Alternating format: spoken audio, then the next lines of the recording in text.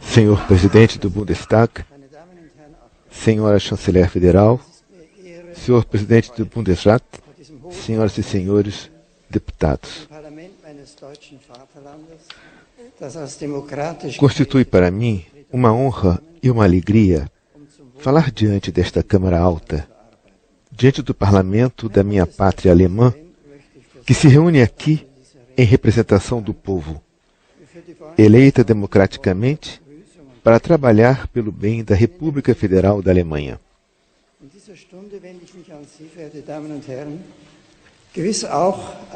Quero agradecer ao senhor, presidente do Bundestag, o convite que me fez para pronunciar este discurso. E também as amáveis palavras de boas-vindas e de apreço com que me acolheu. Neste momento, dirijo-me a vós, prezados senhores e senhoras, certamente também como concidadão, que se sente ligado por toda a vida às suas origens e acompanha solidariamente as vicissitudes da pátria alemã. Mas o convite para pronunciar este discurso foi-me dirigido a mim como Papa, como Bispo de Roma, que carrega a responsabilidade suprema da Igreja Católica. Deste modo, vós reconheceis o papel que compete à Santa Sé como parceira no seio da comunidade dos povos e dos Estados. Na base desta minha responsabilidade internacional, quero propor-vos algumas considerações sobre os fundamentos do Estado liberal de direito.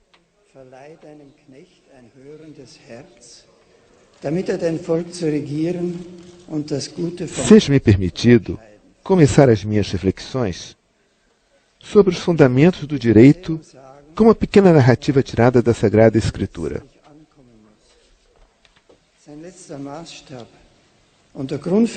Conta-se, no primeiro livro dos Reis, que Deus concedeu ao jovem rei Salomão fazer um pedido por ocasião da sua entronização. Que irá pedir o jovem soberano neste momento tão importante? Sucesso, riqueza, uma vida longa, a eliminação dos inimigos?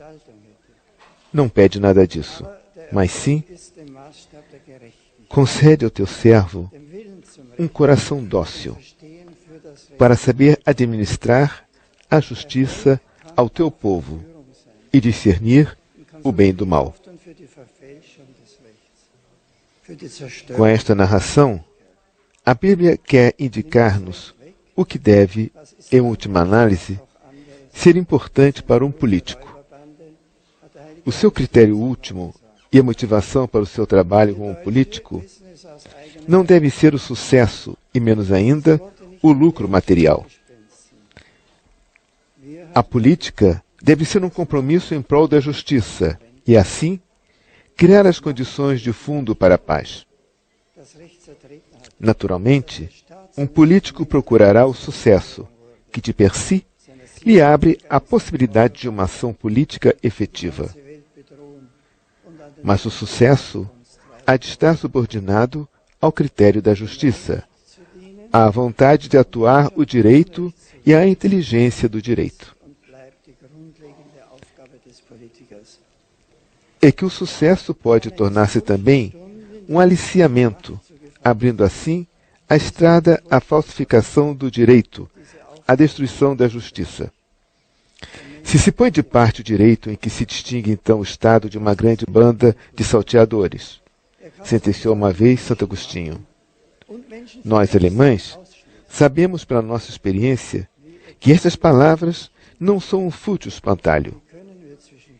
Experimentamos a separação entre o poder e o dinheiro. O poder colocar-se contra o direito. O seu espezinhar o direito, de tal modo que o Estado se tornara um instrumento para a destruição do direito. Tornara-se uma banda de salteadores muito bem organizada, que podia ameaçar o mundo inteiro e impedi-lo até a beira do precipício, e impeli-lo até a beira do precipício. Servir o direito e combater o domínio da injustiça é e permanece a tarefa fundamental do político. No momento histórico em que o homem adquiriu um poder até agora impensável, esta tarefa torna-se particularmente urgente. O homem é capaz de destruir o mundo.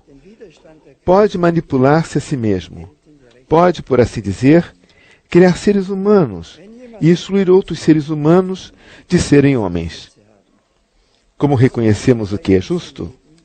Como podemos distinguir entre o bem e o mal, entre o verdadeiro direito e o direito apenas aparente?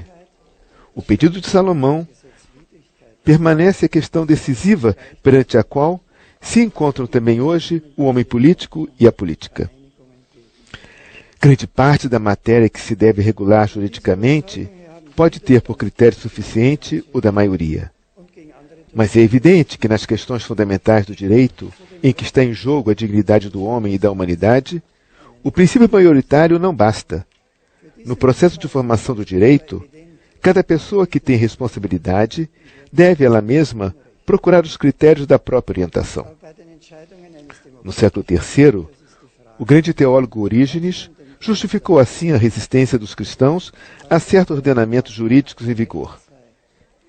Se alguém se encontrasse no povo de Sícia, que tem leis irreligiosas, e fosse obrigado a viver no meio deles, esses agiriam, sem dúvida, de modo muito razoável, se em nome da lei e da verdade, que precisamente no povo de Sícia é ilegalidade, formar-se juntamente com outros que tenham a mesma opinião, associações mesmo contra o ordenamento em vigor.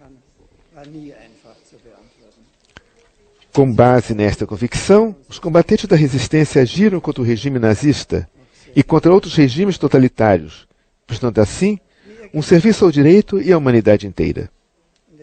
Para estas pessoas, era evidente de modo incontestável que, na realidade, o direito vigente era injustiça. Mas nas decisões de um político democrático, a pergunta sobre o que corresponda agora à lei da verdade, o que seja verdadeiramente justo e possa tornar-se lei, não é igualmente evidente. Hoje, de fato, não é de per si evidente aquilo que seja justo e possa tornar-se direito vigente relativamente às questões antropológicas fundamentais. Há a questão de saber como se possa reconhecer aquilo que verdadeiramente é justo e, deste modo, servir a justiça na legislação. Nunca foi fácil encontrar resposta e hoje, na abundância dos nossos conhecimentos e das nossas capacidades, uma tal questão tornou-se ainda muito mais difícil. Como se reconhece o que é justo? Na história, os ordenamentos jurídicos foram quase sempre religiosamente motivados. Com base numa referência à divindade, decide-se aquilo que é justo entre os homens.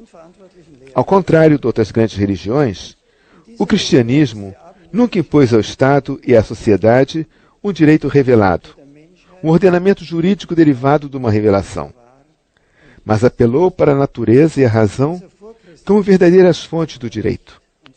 Apelou para a harmonia entre a razão objetiva e subjetiva, mas uma harmonia que pressupõe ser as duas esferas fundadas na razão criadora de Deus. Deste modo, os teólogos cristãos associaram-se ao movimento filosófico e jurídico que estava formado já desde o século II. De fato, na primeira metade do século II pré-cristão, deu-se um encontro entre o direito natural social, desenvolvido pelos filósofos estoicos, e autorizados mestres do direito romano. Nesse contato, nasceu a cultura jurídica ocidental, que foi, e é ainda agora, de importância decisiva para a cultura jurídica da humanidade. Desta lição pré-cristã entre direito e filosofia, parte o caminho que leva, através da Idade Média cristã, ao desenvolvimento jurídico do iluminismo e até a Declaração dos Direitos Humanos, e depois a nossa lei fundamental alemã, pela qual o nosso povo reconheceu, em 1949, os direitos invioláveis e inalienáveis do homem como fundamento de toda a comunidade humana, da paz e da justiça no mundo.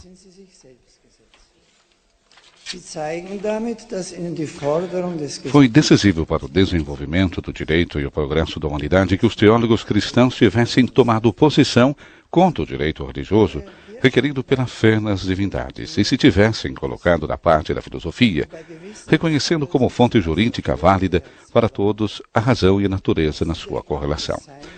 Essa opção realizara já São Paulo, quando afirma na Carta aos Romanos: quando os gentios que não têm a lei, a Torá de Israel, por natureza agem segundo a lei, eles são lei para si próprios.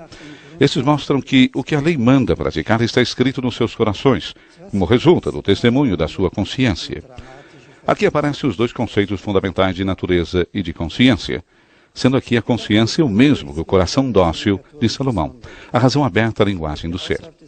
Deste modo, se até a época do Iluminismo, a Declaração dos Direitos Humanos depois da Segunda Guerra Mundial e até a formação da nossa lei fundamental, a questão acerca dos fundamentos da legislação parecia esclarecida, no último meio século verificou-se uma dramática mudança da situação.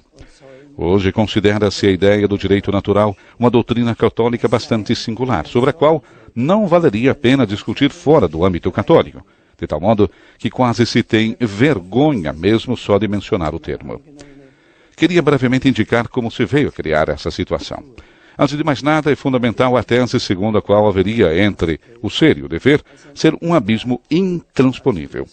Do ser não poderia derivar um dever, porque se trataria de dois âmbitos absolutamente diversos. A base de tal opinião é a concepção positivista, quase geralmente adotada hoje, de natureza e de razão.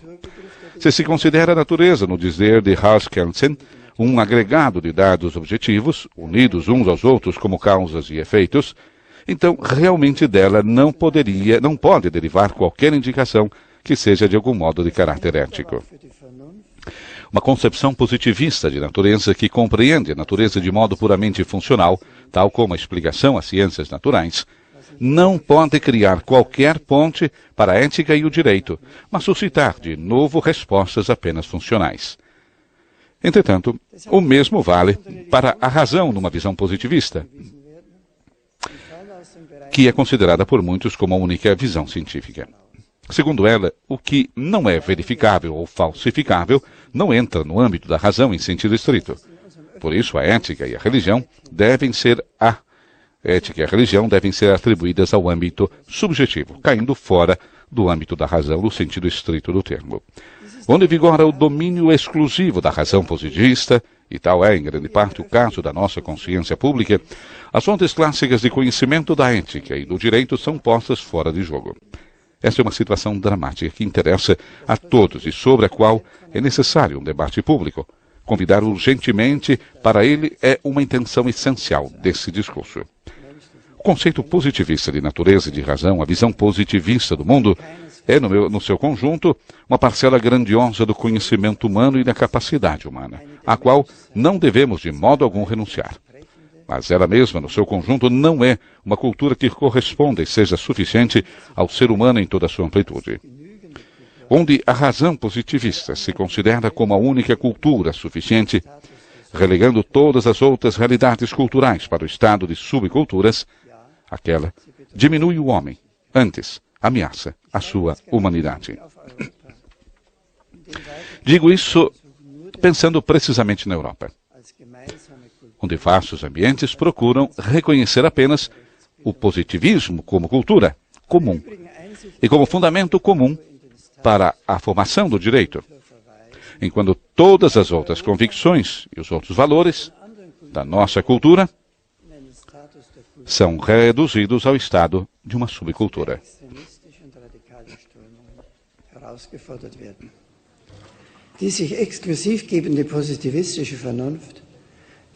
Assim coloca-se a Europa face a outras culturas do mundo, numa condição de falta de cultura, e suscitam-se ao mesmo tempo correntes extremistas e radicais. A razão positivista, que se apresenta de modo exclusivista e não é capaz de perceber algo para além do que é funcional, assemelha-se aos edifícios de cimento armados sem janelas, nos quais nos damos o clima e a luz para nós mesmos, e já não queremos receber esses dois elementos do amplo mundo de Deus. E, no entanto, não podemos iludir-nos, pois em tal mundo autoconstruído, bebemos em segredo, igualmente, dos recursos de Deus, que transformamos em produtos nossos. É preciso tornar a abrir as janelas. Devemos olhar de novo a vastidão do mundo, o céu e a terra, e aprender a usar tudo isso de modo justo. Mas como fazê-lo? Como encontramos a entrada justa na solidão, na justa vastidão do conjunto? Como pode a razão reencontrar a sua grandeza sem escorregar no irracional? Como pode a natureza aparecer novamente na sua verdadeira profundidade, nas suas exigências e com as suas indicações? Chamo à memória um processo da história política recente, esperando não ser mal entendido nem suscitar demasiadas polêmicas unilaterais. Diria que o aparecimento do movimento ecológico na política alemã, a partir dos anos 70, apesar de não ter talvez aberto janelas, todavia foi, e continua a ser, um grito que anela por ar fresco. Um grito que não se pode ignorar, nem acomodar, nem acantonar, porque se vislumbra nele uma irracionalidade. Pessoas jovens deram-se conta de que, das nossas relações com a natureza, há algo que não está bem. Que a matéria não é apenas um material para nossa feitura, mas a própria terra traz em si a sua dignidade e devemos seguir as suas indicações. É claro que aqui não faço propaganda por um determinado partido político. Nada me seria mais alheio do que isso. Quando na nossa relação com a realidade há qualquer coisa que não funciona, então devemos todos refletir seriamente sobre o conjunto e todos somos reenviados à questão acerca dos fundamentos da nossa própria cultura. Seja-me permitido deter-me um momento mais nesse ponto. A importância da ecologia é algo indiscutível. Devemos ouvir a linguagem da natureza e responder-lhe coerentemente. Mas quero ainda enfrentar decididamente um ponto que hoje, como ontem, é largamente descurado. Existe também uma ecologia do homem. Todo homem possui uma natureza que deve respeitar e não pode manipular como lhe apetece.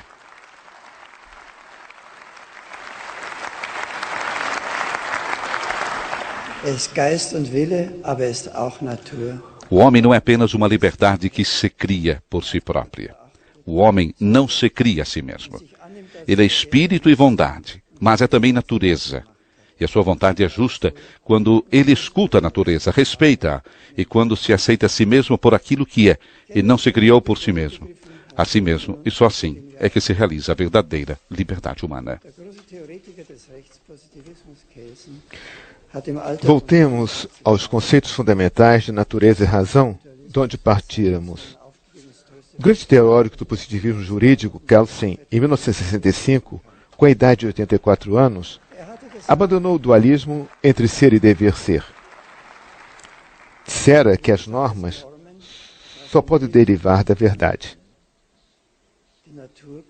Consequentemente, a natureza só poderia conter em si mesma normas, se uma vontade tivesse colocado nela estas normas.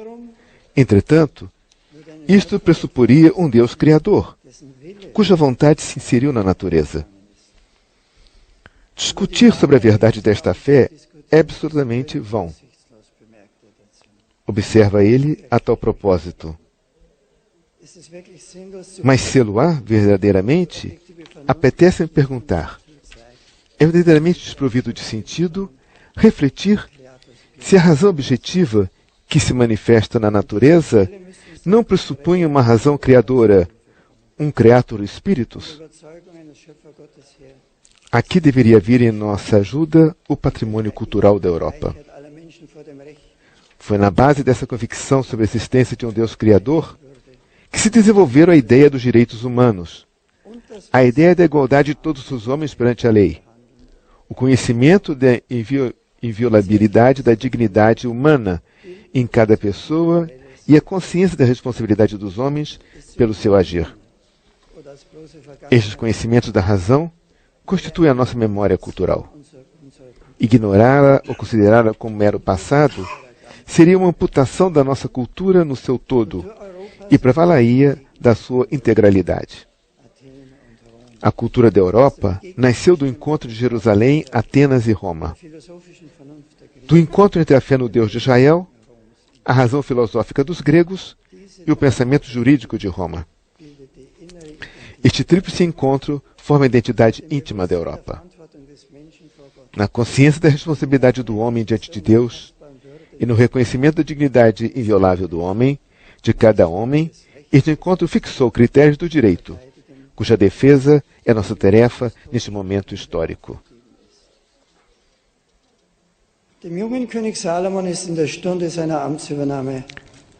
Ao jovem rei Salomão, na hora de assumir o poder, foi concedido formular um seu pedido.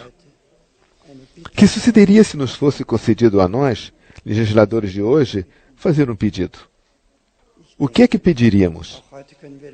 Penso que também hoje, em última análise, nada mais poderíamos desejar que um coração dócil.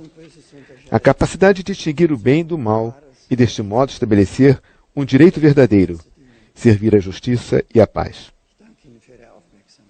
Obrigado pela vossa atenção.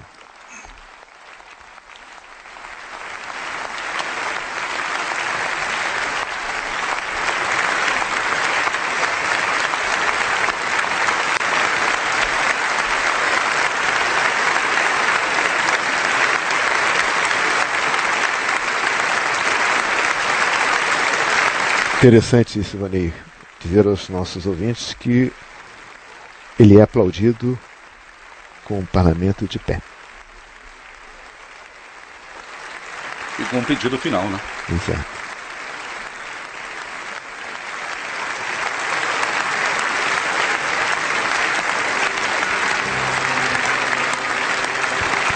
Participamos também nós dessas palmas do parlamento ao Santo Padre.